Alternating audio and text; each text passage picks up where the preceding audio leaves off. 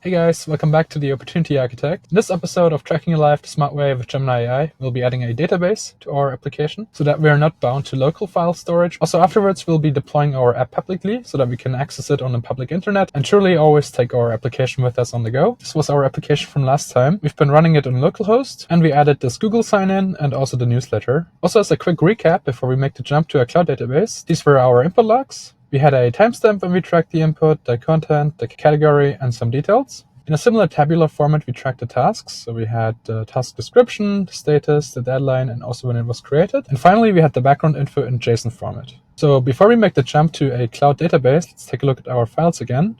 Here we have our background information JSON string, which contains our personal details and also our values and goals. So this is what the LM uses to personalize the interaction with you. Then we had the input logs as a CSV file. So the columns are the same that we saw before, the timestamp, the content, the category, and the details. Then our second CSV file were tasks. So again, we had the description, status, and the deadline. So if you remember, I completed both tasks of going swimming and going to the Essex store to buy running shoes. That's why the status here is completed for both. And finally, we had the send newsletters JSON, where we tracked all the newsletters that we sent and also where we send it to with their timestamp and content. Okay, let's briefly go back to our application.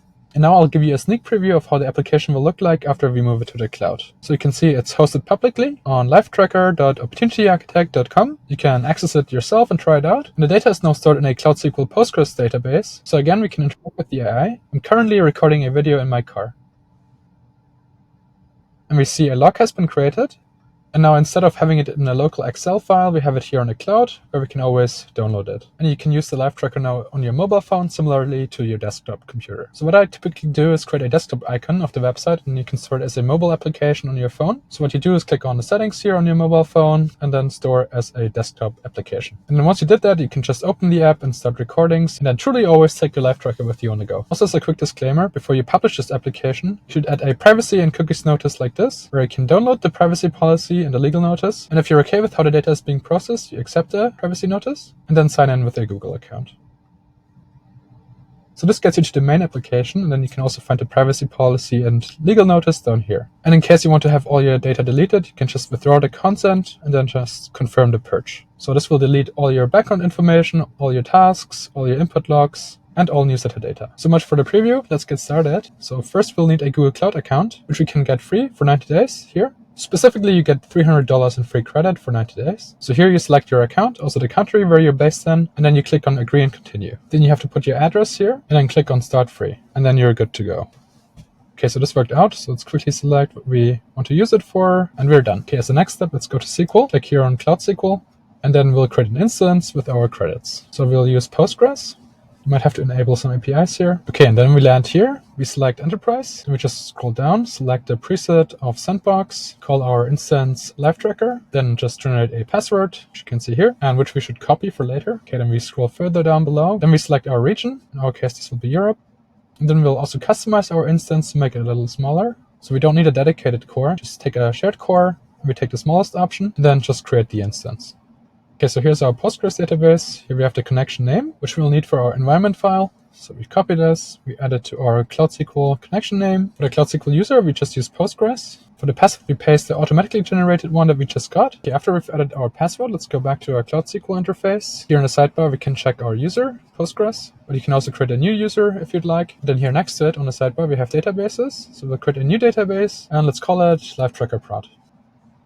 Okay, our new database has been created, shows up here. We go back to the code and at our database name here. Okay, so the only thing missing is our API key that we have from the last episode, the Google Client ID and Google Client Secret that we also have from the last episode, and our SMTP that we also defined last episode. And finally, we need to set the GCP project and the GCP region. So let's go back to Cloud SQL. Let's click here, copy this ID here for your project ID, paste it here. And for the region, we select Europe West 1. So now with the environment file defined, we can build a Docker image with build.sh. So in my case, this failed because I'm not authenticated yet, but you would just have to log in with gcloud, auth, login, and then you select your account here, continue, and allow.